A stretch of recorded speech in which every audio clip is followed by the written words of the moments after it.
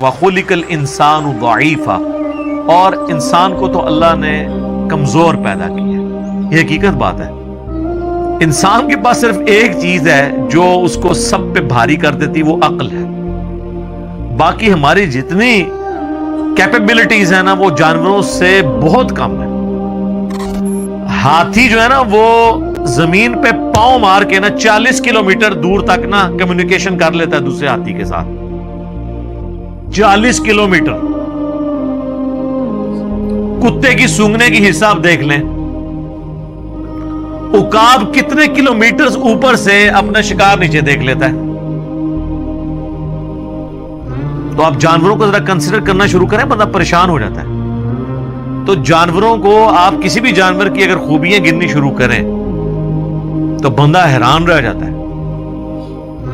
اچھا، یہ جانور بھی تو بیمار ہوتے ہیں، ان کو بھی زخم ہوتے ہیں، ٹھیک ہو جاتے ہیں. اور کپڑے اللہ نے ایسے دیے ہیں ان کو کہ بدلنے کی بھی ضرورت نہیں ہے. ہمیں تو کپڑے دھونے پڑتے ہیں، نئے پہننے پڑتے ہیں. اللہ نے پر دیے ہیں، وہ خود بخود ٹوٹتے ہیں، نئے اگتے ہیں. صفائی والا معاملہ بھی ان کا ہوتا رہتا ہے، ان کو کوئی نلاتا دلاتا نہیں ہے. تو آپ ایک اگر جانوروں کی کوالٹی دیکھیں تو انسان تو آپ کو نظر آئے گا کہ واقعی یہ جو اللہ نے فرمایا میں خلق الانسان ضعیفا، اتنا کمزور ہے انسان کہ آپ انسان کے بچے کو ٹیبل پہ رکھ دینا وہ نیچے گر جائے گا. لیکن آپ بلی کا چھوٹا سا بچہ بھی ٹیبل پہ رکھیں وہ نیچے نہیں گرے گا. اس کی جبلت میں اللہ نے ڈال دی ہے. یہ جو مرغیوں کے چھوٹے چھوٹے چوزے جب نکلتے ہیں انڈے سے، کس اسکول میں جاتے ہیں وہ دانا چگنا سیکھنے کے لیے، پانی پینے کے لیے. اور جب چیل آتی ہے تو وہ اپنے ماں کے پروں کے نیچے آتے ہیں. ان کو کس نے یہ ساری چیزیں سکھا دی ہیں؟ یہ اللہ تعالیٰ نے ان کی جبلت میں، انسٹنکٹ میں ساری خوبیاں ڈال دی ہیں. اور انسان کو صرف ایک چیز ہے، وہ عقل، جس کی وجہ سے اس نے سب کو قابو کیا ہوا ہے. ادروائز انسان کی اپنی جو کیپیبلٹیز ہے نا وہ جانوروں کے مقابلے پہ بہت کم ہے. انسان بہت کمزور ہے، جانوروں سے ڈر جاتا ہے. لیکن عقل دیکھیں آپ کے، عقل کی وجہ سے اتنے بڑے بڑے ہاتھی، شیر ان کا شکار کر لیتا ہے. اگر ان کے پاس بھی وہی عقل ہو تو زمین پہ انسانوں کو نہ زندہ رہنے دیں.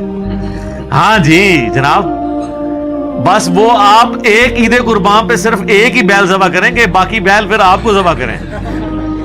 ان کے سامنے ذبح ہو رہے ہوتے ہیں، پھر اگلا پکڑ کے آپ لاتے ہیں، ذبح کر دیتے ہیں آپ. ورنہ اگر وہ یہ دیکھ لیں کہ یہ اس کا کیا مطلب ہے جو ان کے ساتھ ہو رہا ہے، ہمارے ساتھ بھی ہونا ہے، تو آپ بیل میں جتنی طاقت ہے آپ اس کو گرا سکتے ہیں اگلے بیل کو.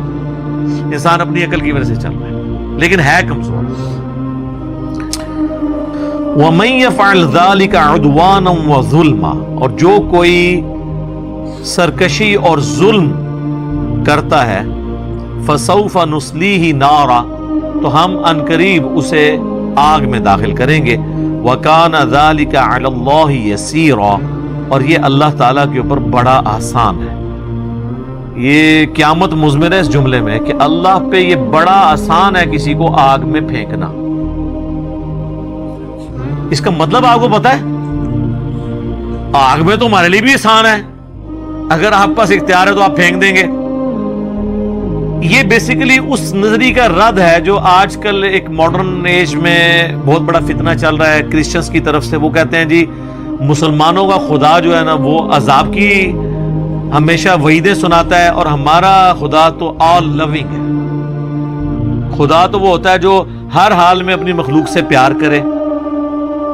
تو اس میں تو ظاہر یہ آیت نہیں بیٹھتی کہ جی اللہ پہ بڑا آسان ہے کسی کو آگ میں پھینکنا. انسان کے لیے تو اختیار بھی دیا ہو دل پسیج جاتا ہے. ہم تو ایک بلی کو نہیں آگ میں پھینک سکتے. اللہ کہہ رہے ہیں میرے لیے آسان ہے. یہ بتایا جا رہا ہے کہ اللہ تعالیٰ کے وہ جذبات نہیں ہیں. یہ جو لوگ اکثر کہتے ہیں نا جی اللہ ماں سے بھی 70 گنا زیادہ محبت کرتا ہے. اچھا، تو اگلا سوال ہے کیا ابو جہل سے اللہ تعالیٰ اس کی ماں سے زیادہ محبت کرنے والا ہے؟ ابو لہب سے جو اللہ کے دشمن ہے، اس کے پیغمبر کے دشمن ہے؟ نہیں. یہ ماں سے زیادہ محبت اس کے لیے جو واقعی کردار ویسا اڈاپٹ کرے گا. اور اللہ کے کوئی جذبات نہیں ہیں، یہ مخلوق کے جذبات ہوتے ہیں. وہ کہتے ہیں جی میری ماں کو اختیار دیا جائے تو مجھے کبھی دوزخ میں نہ پھینکے، تو اللہ کیسے پھینکے گا؟ اس لیے کہ اللہ ماں نہیں ہے، اللہ بوڑھی نانی اماں نہیں ہے، اللہ کے ویسے جذبات نہیں کہ وہ اپنے جذبات سے مغلوب ہو جائے. انسان اپنے جذبات سے مغلوب ہو جاتا ہے. اللہ کے ساتھ یہ کمزوریاں نہیں جڑی ہوئی، اس کے لیے کوئی مشکل نہیں کسی کو جہنم میں پھینکنا، بہت آسان ہے.